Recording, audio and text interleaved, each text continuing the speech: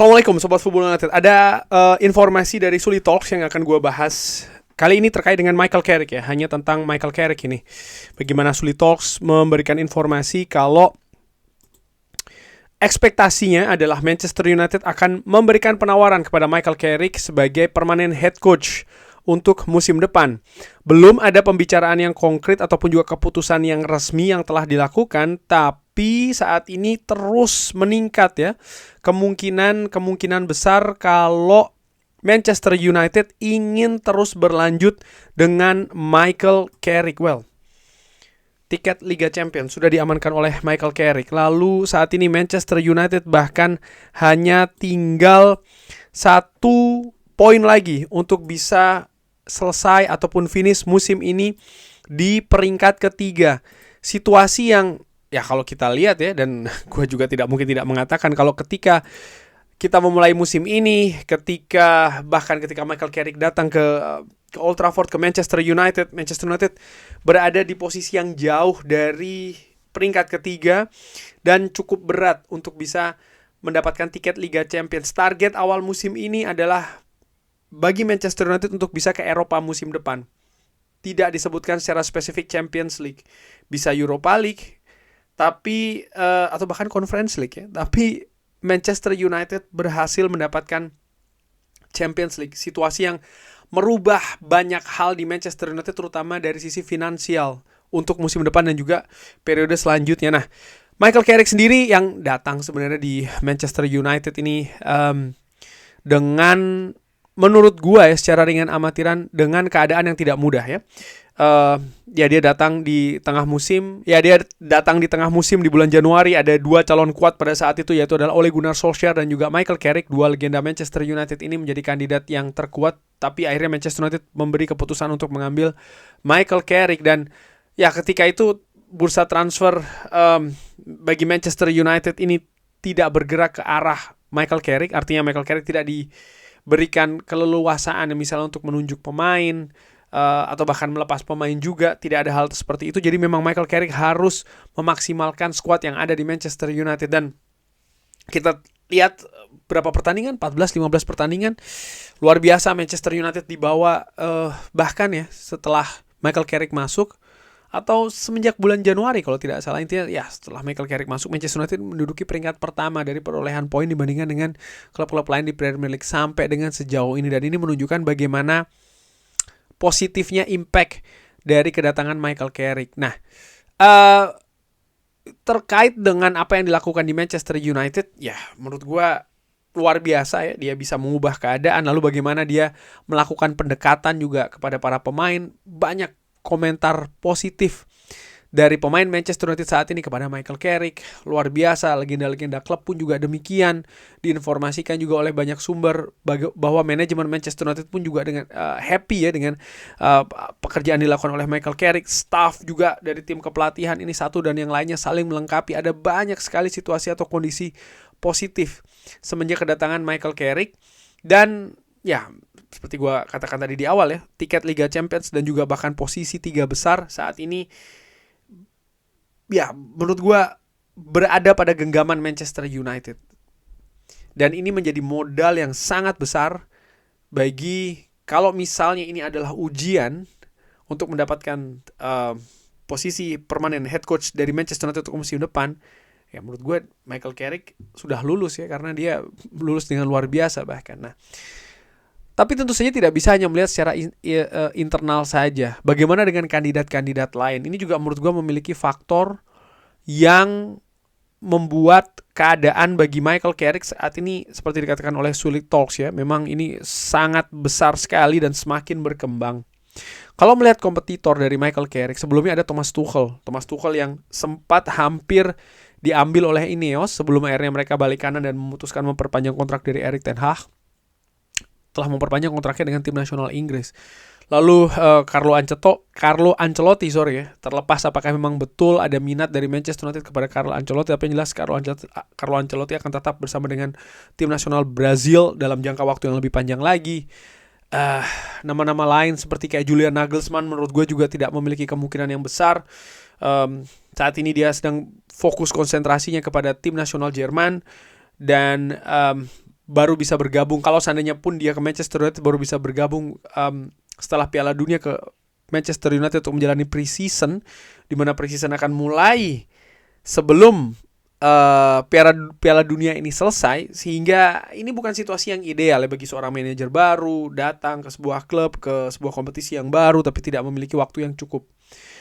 Sehingga menurut gue nampaknya tidak bagi Julian Nagelsmann. Bagaimana juga dengan nama yang sering difavoritkan oleh banyak fans Manchester United, Luis Enrique. Fantastik, Luis Enrique bersama dengan PSG. Tapi karena itulah gue tidak berpikir bahwa PSG akan melepas Luis Enrique.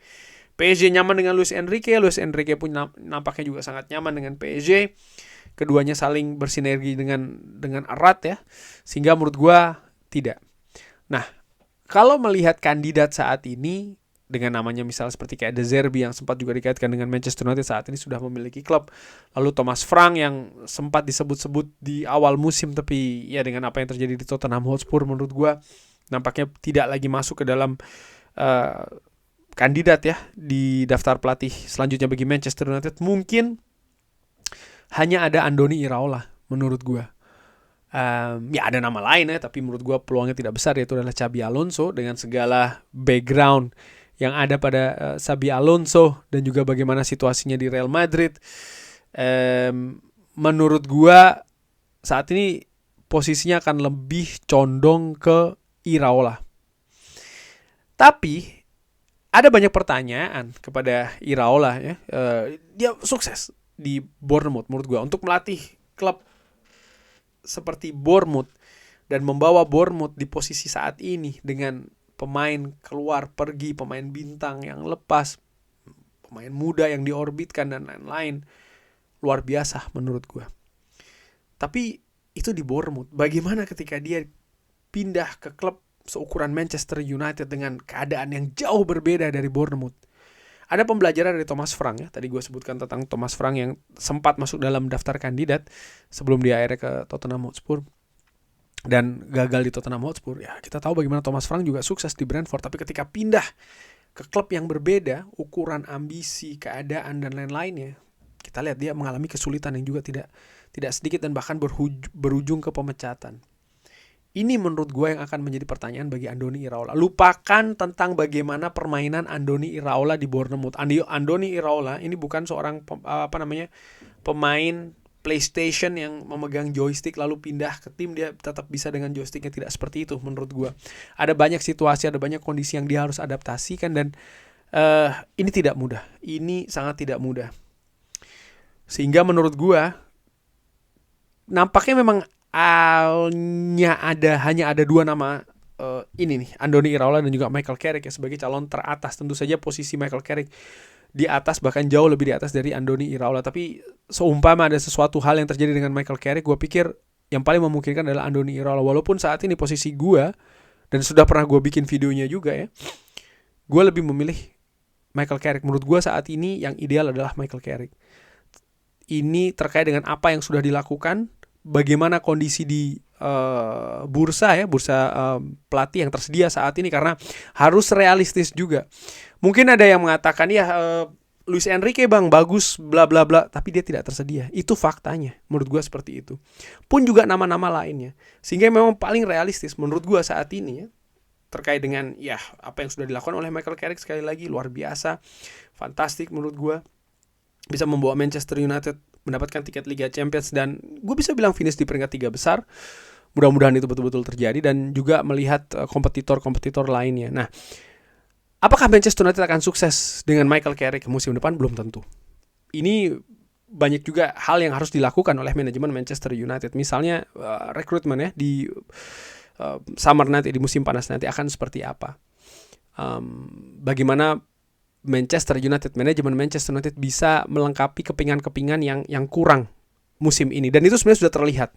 Bukan hanya posisi lini tengah saja, tapi juga ada beberapa posisi lain yang memang harus diperdalam kualitasnya. Jadi artinya kuantitas dan juga kualitas. Lalu juga gue nggak tahu nih apakah misalnya Manchester United akan melakukan perombakan di staf kepelatihan dari Michael Carrick. Kabarnya ada asisten manajer dari Bayern Munchen yang dikait-kaitkan dengan Manchester United. Tapi hal ini mungkin saja terjadi. Dan ini tidak bisa hanya dilihat misalnya semacam kayak tukar pasang saja ya begitu. Tapi bagaimana bisa melengkapi dan bahkan bisa menaikkan kualitas dari staf kepelatihan Manchester United. Saat ini situasi dengan Steve Holland misalnya, Jonathan Woodgate, Johnny Evans, luar biasa menurut gue. Tapi bagaimana selanjutnya? Kalau melihat gaya dari Ineos, mereka sangat terbuka dengan ide-ide seperti ini. Artinya mengganti staf kepelatihan. Tapi ini bukannya juga tidak akan membawa resiko ataupun impact. Namun gue melihat hal ini yang lebih memungkinkan yang akan diambil oleh Ineos terkait dengan posisi head coach Manchester United. Artinya, gue perkirakan memang Ineos akan, seperti yang dikatakan oleh Sully Talks ini tadi ya, bahwa memang akan menunjuk Michael Carrick dan nampaknya ini hanya tinggal menunggu waktu saja. Lalu mungkin akan melakukan perbaikan di staff, itu merupakan kemungkinan yang juga besar. Dan yang tidak kalah pentingnya adalah ya apa yang akan dilakukan Solly di bursa transfer musim panas nanti. Dan menurut gue semakin cepat ini diputuskan, maka semakin bisa lebih cepat juga Manchester United untuk mempersiapkan untuk musim depan, terutama dari sisi transfer pemain. Bagaimana menurut Sobat Football United? Seperti biasa silakan drop di kolom komen. Terima kasih sudah menyaksikan. Jangan lupa like, sholat, dan juga subscribe. Wassalamualaikum warahmatullahi wabarakatuh. Thank you.